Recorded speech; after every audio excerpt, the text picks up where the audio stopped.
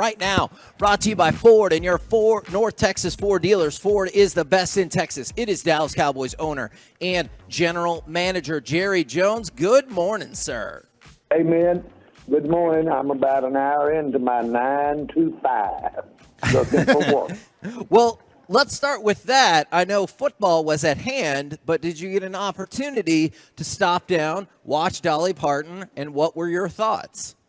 Well, it was such a real privilege to know that Dolly Parton was going to be donning those Dallas Cowboy cheerleader uniform and basically step out there in front of maybe as many as 50 million people.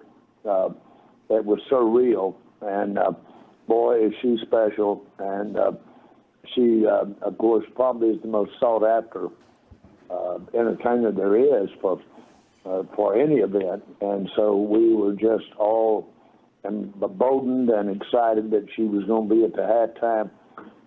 It means so much because she's a part of the Red Kettle campaign. As a matter of fact, she gave $1 million to the Red Kettle campaign. And for her to be going to those millions of people across the country, there's no question that it will increase the generosity of Americans in the Red Kettle by millions of dollars just from Dolly Parton being there at halftime. Now, there was so much positive happening in the game yesterday, but as you can probably guess, we've already spent a lot of time talking about Deron Bland. I know the game was out of reach at that point, but how incredible was it to see Deron Bland set the NFL record and make another pick six? I'm just stunned because when you think about those are touchdowns that he's returning, and not just the interception, but the touchdown. But I was really impressed with our coach who spent a little time during the draft evaluating him and was talking about how he had a natural instinct for breaking on the ball on the out route, which is obviously gives you a chance to really get the interception. And not everybody does that instinctively. And he was talking that he didn't have to coach that. He does that instinctively. So I know this. I've been in a lot of locker rooms, being a part of the Cowboys, and before that with my college teams. I have never seen the emotion and the sheer being in his shoes and pride for what he has accomplished and how he is about that personally. And there's no doubt in my mind it has added to the basis of what kind of team we've got. It was inspirational in that dressing room when those guys were sharing that interception with him and knew they'd broken an NFL record.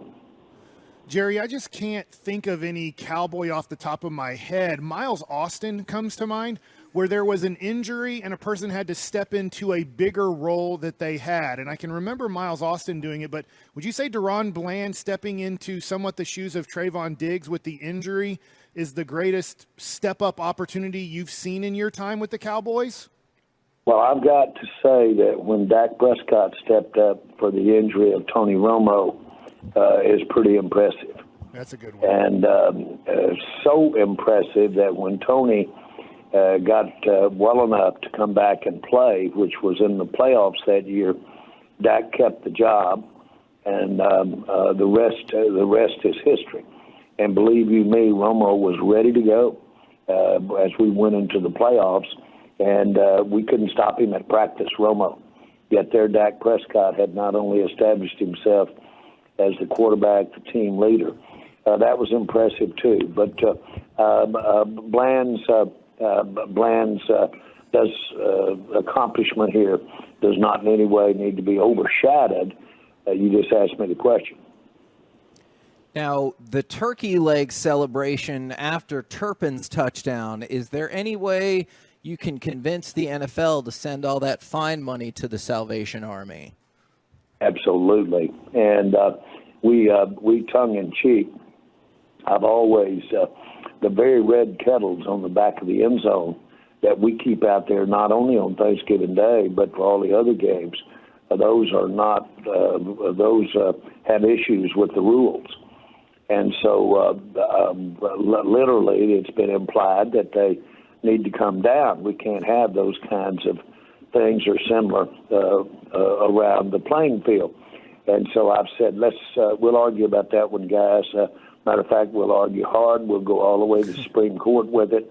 All you're doing is helping remind people about the Red Kettle campaign in this country and causing millions to come to the people that don't have Santa Claus or shoes or, for that matter, food or a place to stay. So let's argue about it. Jerry, blowing out teams. Sorry about that, Jerry. Jerry, blowing out teams in college football happens all the time. There's just a huge mismatch of talent in college football at times. There's not in the NFL, but this has been the best team I've seen at blowing out NFL teams. Why is this team so good at, when they get an advantage, just pretty much killing the other team by the end of the game? I think we get to really pin our ears back defensively when we get that lead. We get to be very aggressive with our pressure, and it creates more turnovers. That would be the first very tangible thing.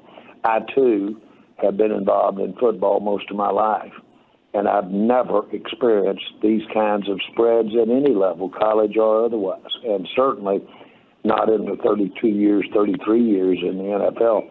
I've never seen these kind of spreads. I can count on my hand before this season the number of times when we've had that kind of spread. So this is phenomenal. It goes to show you that as we continue, and we are getting better. Now, other teams are getting better too.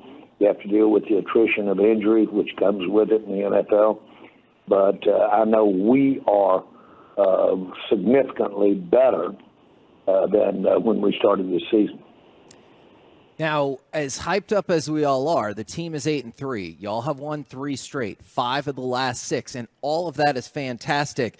The next 5 weeks, it feels like another level of competition and an absolute gauntlet of a schedule in front of y'all. Well, the fact that we've got 3 of those at home really is mitigating. I like those home games, and of course, Seattle, Philadelphia, and Detroit popped their heads up at home. So that's quite teams that are coming in here to play us here at home. But we are at home, and here's the thing: with where we are, I don't know how we're going to fare in catching Philadelphia for the division. I, of course, don't know that. But I will say this, that what you have to do when you get in the playoff is win minimum of 3 games, period. And that doesn't account for where you are in the standings. Now, I know if you get a bye, that'd be great. I know if you also have a home field advantage, that is great.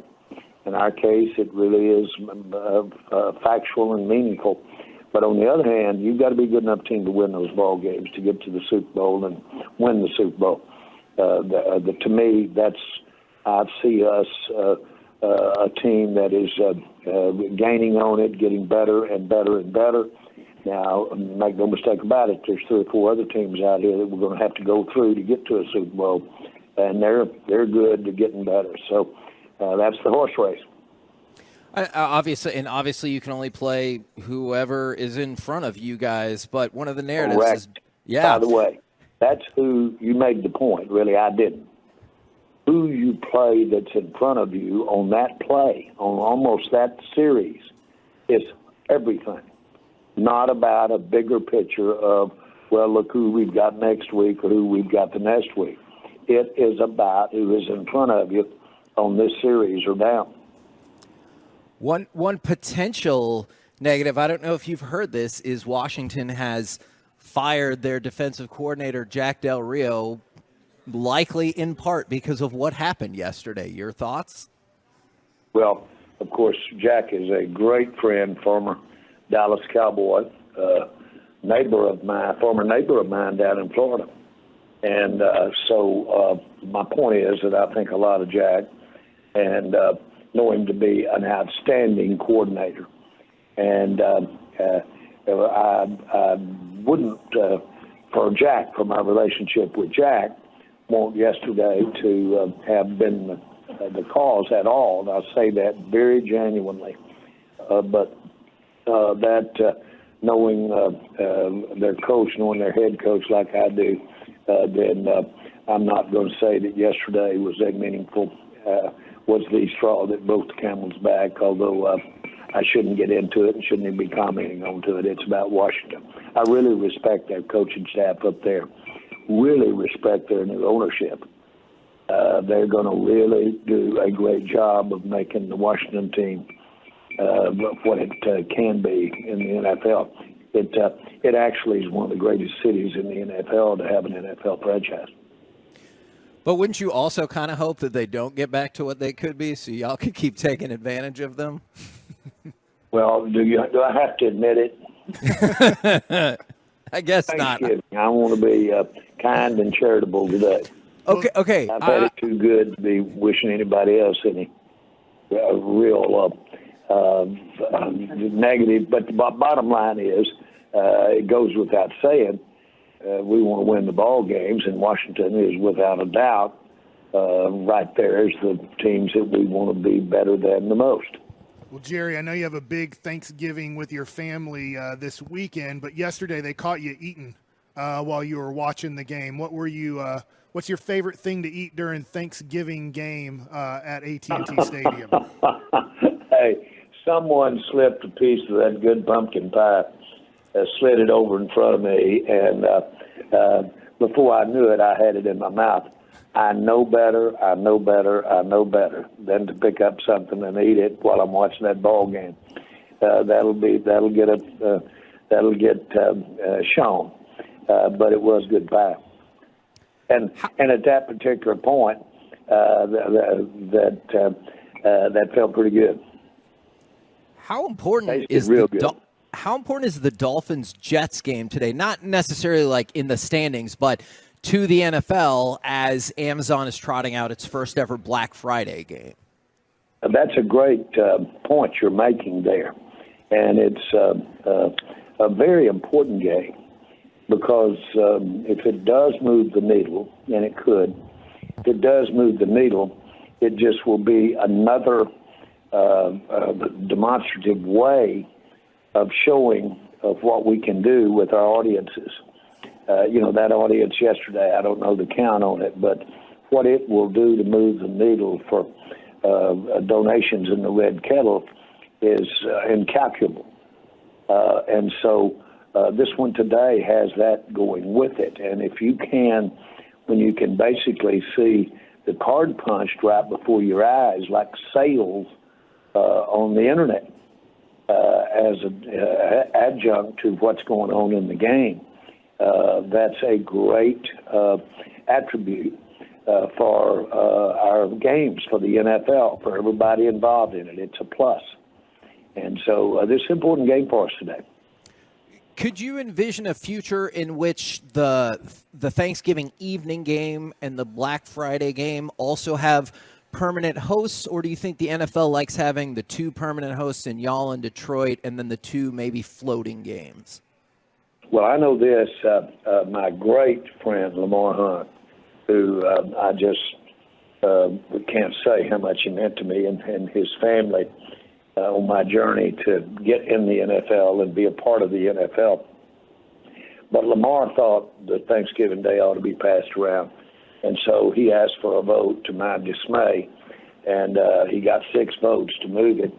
That was probably 15 years ago, and everybody just said no, because the Cowboys do such a great job of presenting it and have gotten our fans acclimated because the Cowboys under Tex Schramm years earlier had taken the game because it wasn't successful.